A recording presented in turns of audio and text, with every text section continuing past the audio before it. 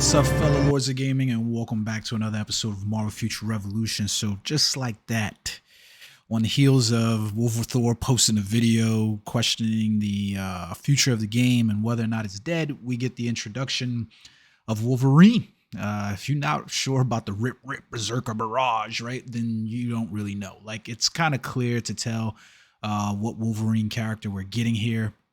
If you know, it's kind of weird because Marvel Future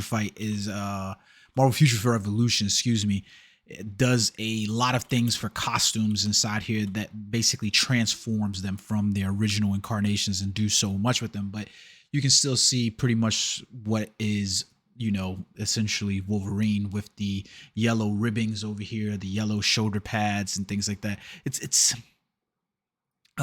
kind of easy to tell. So essentially, we're getting the announcement that Wolverine is basically coming to the game. What incarnation that we basically will end up. It's funny because the yellow pads, when I first saw the thing, I was like, yo, what are they doing? Are we getting Dragon Ball Z or something like this in the game? Like, it was kind of weird, but you can tell that this is Wolverine. Now, a while ago, I said that I thought this was a good thing. Like, if you don't get it, like, I'm going to show you some of the images here and stuff like that. So you see Wolverine. Traditionally, they're probably blue and stuff like that, but you can see on some of his old uniforms, the ribbing and stuff like that, that was there as well. I'm pretty sure you'll find different colored pictures and stuff like that over the years of Wolverine with slightly different colorings inside all of his costumes.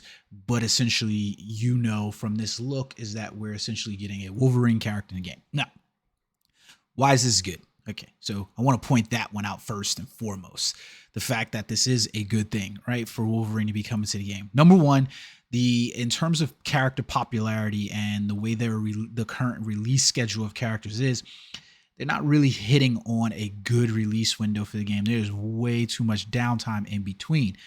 But in order to sate that, you're going to have to do something more than put out characters who have bit roles. Like, you know, Magic was a bit character. Wanda was a good character because she's popular right now, but Wanda has not always been a popular character that people will sink their teeth into. I said for a while now, we need characters that are going to be like, you know, Thor, Deadpool's, Wolverines.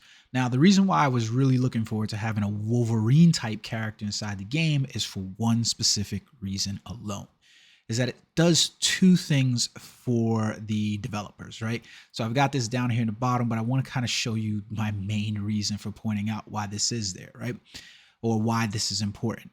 One, it gives the game a very hearty injection going into its 1 year anniversary. And if they do enough events around it, then this is going to be great, right? But if they don't do enough events around it, then it won't be great. They need to have something that feels original. And the sad part is a new character isn't going to save them in terms of this, right? So I'm going to be perfectly honest with you guys about that. A new character is not going to save Marvel Future Revolution. Why? Because you still have the problem of retention. Thor spoke about this inside his video. Go check it out. You still have the problem of retention. And the main problem of retention in this game is the cost to level characters up. Not only with your time and your input, which is still for a mobile platform game, but for your money as well. Now, that's just going to always be true for this game unless they do something severely drastic and they do something to this mall, which they need to do. These prices that they have inside this shop for what they have for these characters and the effort that you have to go through has to be seriously lowered, especially now that they've changed footing and said that they want us to build all of our characters. They don't want us just to build one of our characters. They want to build all of our characters.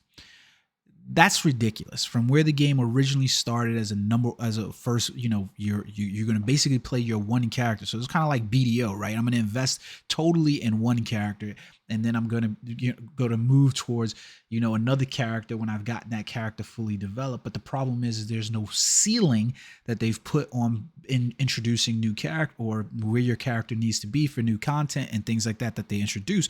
So you're always trying to level up that main character that you had, unless you decide to completely re-roll to a new character that's coming, which doesn't really help, right? Because their monetization is still there. So it's a game specifically designed. And I said this in the comments to Thor's video. This game is specifically designed for gotcha. It's specifically designed, and I don't mean gotcha in terms of like, you know, random rolls and what you get.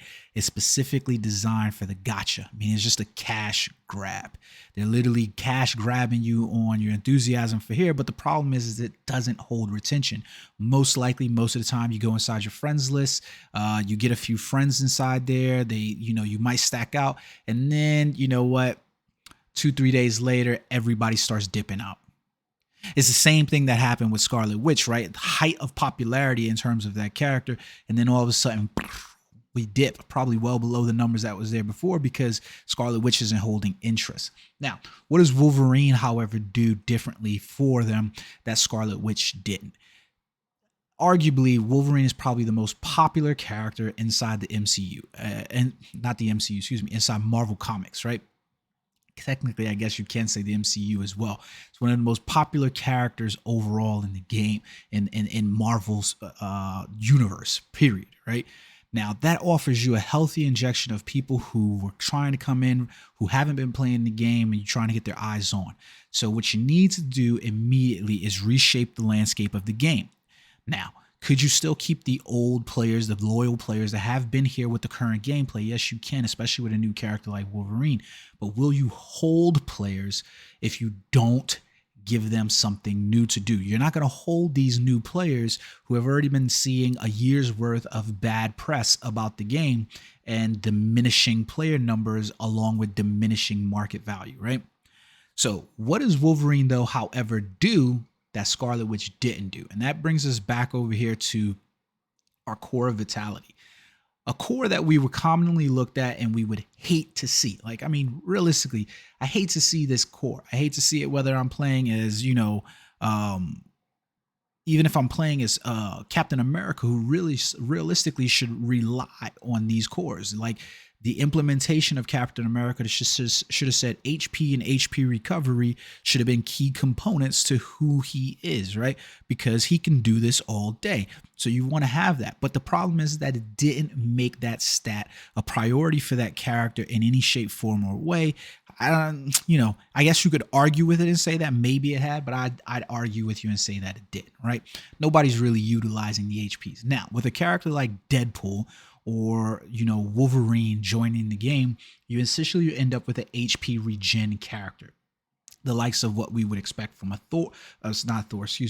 a Hulk level character to come into the game, so that way you can actually have an ability to drive HP and HP recovery. So Wolverine is going to largely be an attack-based type character, similar probably to the likes of Spider-Man and Captain America, except that he'll probably be an agile tank somewhat, I guess, if you could say.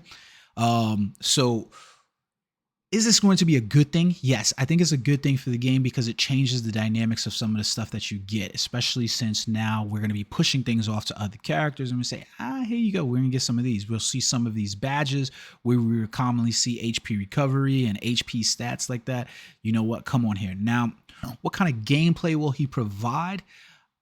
That's going to be hard to tell. We've got Wolverine inside Marvel Future Fight, and you know what? They haven't done that dude very well. They sell costumes pretty well for that dude, but they haven't done well by Wolverine in terms of power levels and what he can do, being the baddest, being the original BMF. You know, not Nate and Jorge Masvidal BMFs, but, you know, the BMF of the Marvel universe, right? So I think this is going to be a good thing overall for the game. I'm hoping that is a good thing because I really do enjoy this game. This game is good. The game is really, really good. The question is it going to be sustainably good, right? Like, we want a game that's sustainably good. And my number one problem with just the introduction of a new character is that we need more. I mean, it's been almost May, June, July. We've almost been about 3-4 months since we've had the introduction of a new character. That's kind of unheard of inside games where we're just seeing characters not being pushed out, especially on a mobile platform. But I'm looking forward. I'm optimistic about it.